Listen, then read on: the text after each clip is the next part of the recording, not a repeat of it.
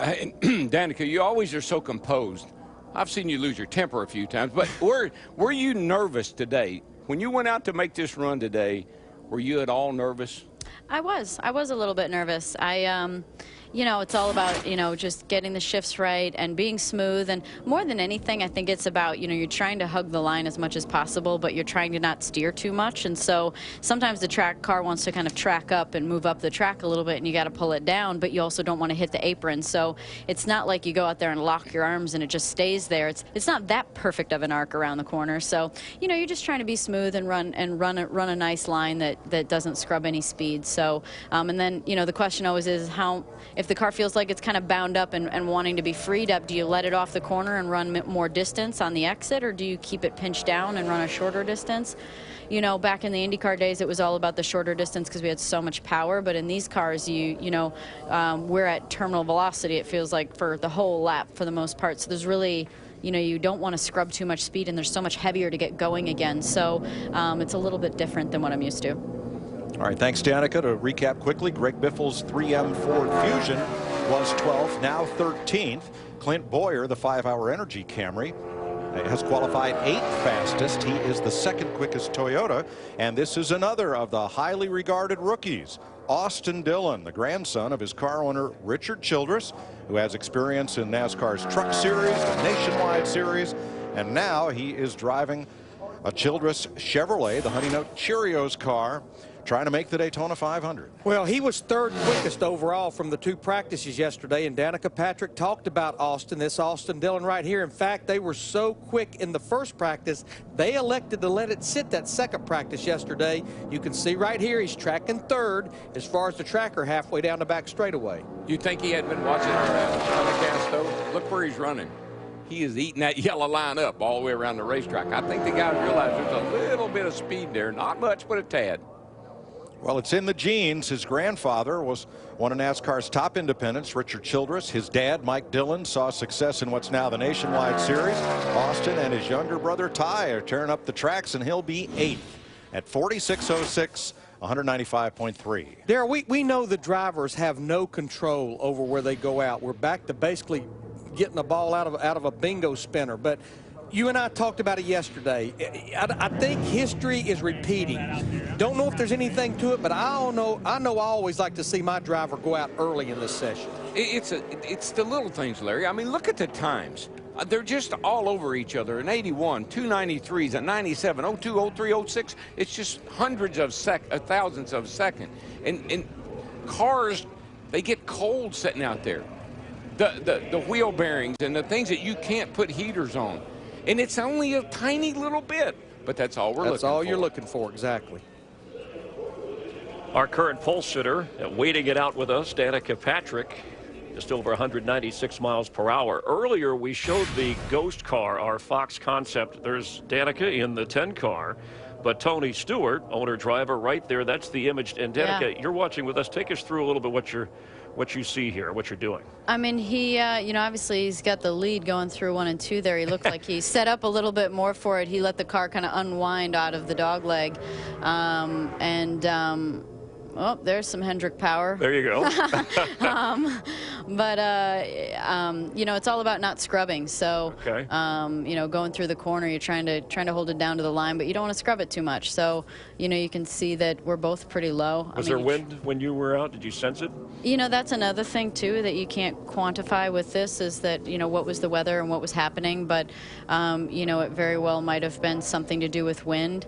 But that's always interesting. I think that the lines are the only thing we can really control out there. We're holding it wide open, so it's just about the line and how does that differentiate between one driver and the next. So so that's cool. I think that's a really cool thing that you guys let to show the fans that you know, there are different lines that you can take out there. And our 24th driver out of the 45, and that is Denny Hamlin out. Now, I just wanted to ask you a little bit about the relief. Assuming the front row, we can assume nothing, but if it holds up, how does that take some of the pressure off for next Sunday for you? It's nice. It's, you know, I think it's as I said, it's good for the team and it's good for GoDaddy. But it's really nice to know that no matter what happens in those duels, that you're going to be on the front row if that's where I, you know, can end up qualifying.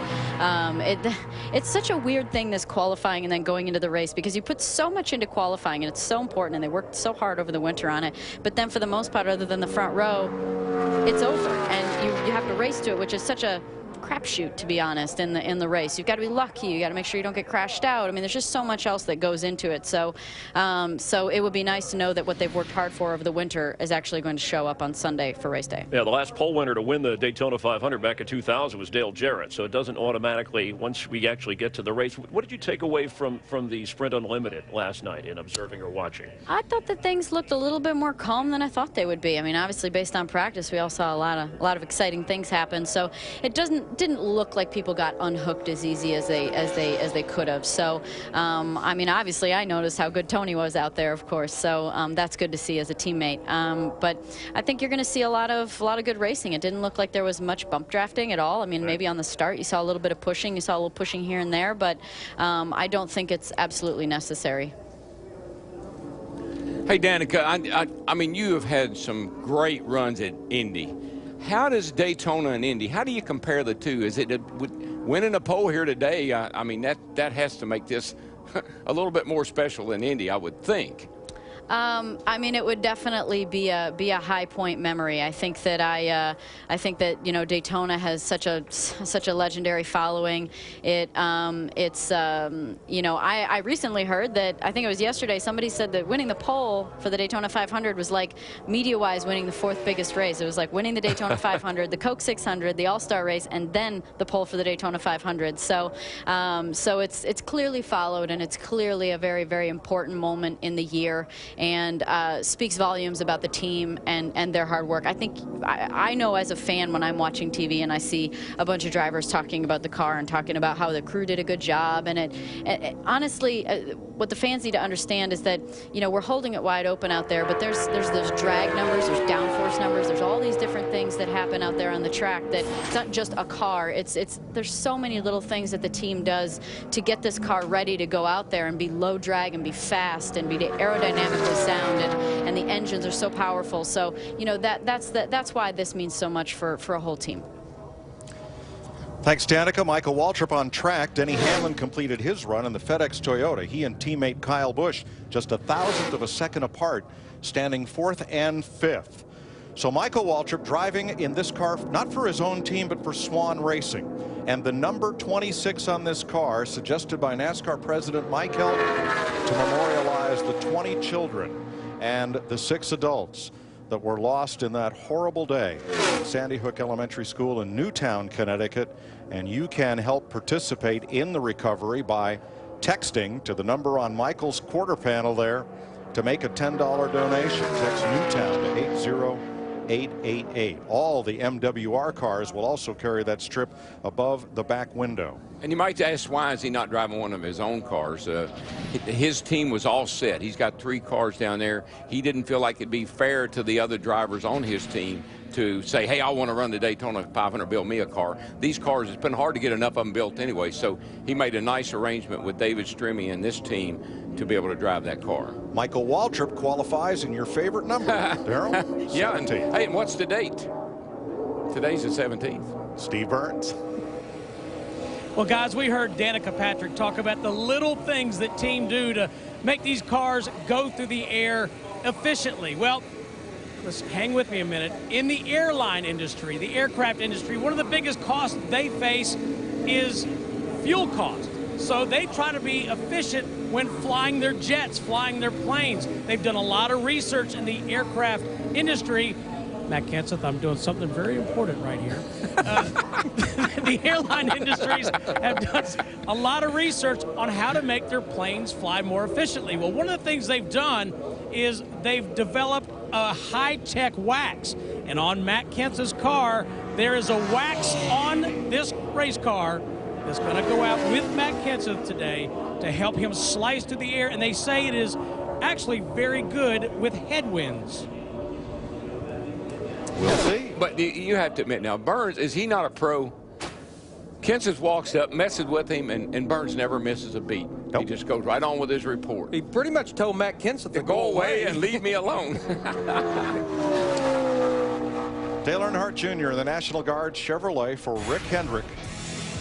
Last year, made the chase for the Sprint Cup, but missed 2 races due to a concussion sustained in a crash.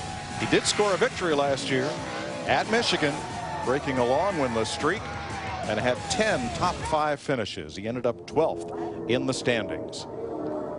His first lap was a 46.52, which that's about a 10th slower than Danica Patrick's first lap. You can see the tracker, it's going the right direction into the top 5.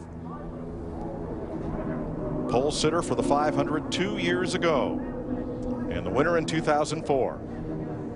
And I got to tell you, I know I talked about what line to run, all that kind. I'd run whatever line he does, because this kid's smart. He knows how to get around Daytona. He hung with his dad long enough to figure that out. This is the first of the 4 Hendrick drivers to qualify in this session. Picks up off turn number 4, about a car width wide of the bottom at exit, but as Danica pointed out, you don't want to scrub that car coming off the corner, and Earnhardt ends up 6th, 46.01, 195.5. Matt? Mike Denny Hamlin survives another one. Currently, if it all holds true, you'll be on the outside of row 1 for your duel. Starting up front, obviously an advantage, especially in that race. Yeah, absolutely. I mean, we saw yesterday when you reduce the pack of the cars that passing becomes even more difficult. So the duels won't have a full field, so you're going to want to keep your track position up front. That's going to be important. But really proud of this FedEx Express Toyota Camry team. We definitely ran faster than what we thought we would run. We were consistently about a 10th or so off of Kyle, and we were able to jump right to where he was at. So that's hard work from all these guys here working on the road, and Darian Grope, proud to run for that guy. Fastest Toyota, Denny Hamlin. Chris? Thanks, Matt. Clint Boyer is just on the side of the Hollywood Hotel. He's coming. He was put my earpiece back in. I was talking to Clint. So he was heckling you. What was it? He was asking if you held it wide open. You're making headlines. I don't know. I don't know if were you holding it wide open was nice or not, or like no, he was are you saying because you're congratulating fast or because you weren't fast enough? I'm not. I mean. Does he think you're sandbagging a little here? There's nothing to hold back. You're on the pole at the moment. Yeah, it would be great. Like I was just saying to Clint. Yeah. Driver to a driver, I'm like, this is about the team. I mean, that's right. I just hope that I didn't do anything and scrub any speed that would take away from grabbing a pole, and especially when it comes down to the little bits. It's you hope you did the best you can, but again, we'll just see how it shakes out. I mean, so far so good. Yeah. But, I don't know. We got. Top 3 spots. We're about halfway through. Stewart Haas, and you're on top. That's pretty big. You've talked about the teamwork here. You're the driver, the racer, the quarterback, the leadership. You're in the limelight. That responsibility. I guess I'm more the cheerleader. So you said that. I was actually a cheerleader. Just for the record, I know that. Yes. Back when before you took to driving, and thank goodness you did. But that responsibility that even if you do stay on the pole all week, as Daryl's often say, gives you a whole week of bragging rights and a lot of attention. I think that something that I learned over my career is how important you are as that cheerleader and as that quarterback for the team to kind of set the mood for everybody and pick them up when they're down, or tell them how good of a job they did. I mean, I went down the wall and gave everyone a high five on the way out, on the way to walk out here, and I think it's important. They need to know how important they are, and they need to feel like they're part of the whole thing and appreciate it. Yeah, it's something that I've learned over the years. You've got to play that role. Yeah, you do, and they look to you, but to be quite honest, sometimes on teams there's more than one quarterback. I mean, I think Tony Gibson plays a great role too. He has been with his crew since like DEI days, he said, which doesn't even make sense to me. I don't even know. But different time. It was a different time then. But he's been with those guys so long, so obviously he's a good quarterback for his guys too, and that's why they've been together so long. Well, thanks for coming into the Hollywood Hotel. Good luck. Have a Coke Zero and a smile. And have a Coke and a smile. And appreciate it. Good luck either way. And we'll see you on the Daytona 500 a week from Sunday as well. And Clint Boyer is coming up. We can hear him in the distance. You're watching pole qualifying for the Daytona 500 live on Fox. Let's pinch our dreams. Let's wake them up. Make them real. Let's not let anything hold us back. not even 292,000 pounds. Let's keep our head in the stars, our feet on the ground, and nothing will be beyond our reach. Toyota, let's go places.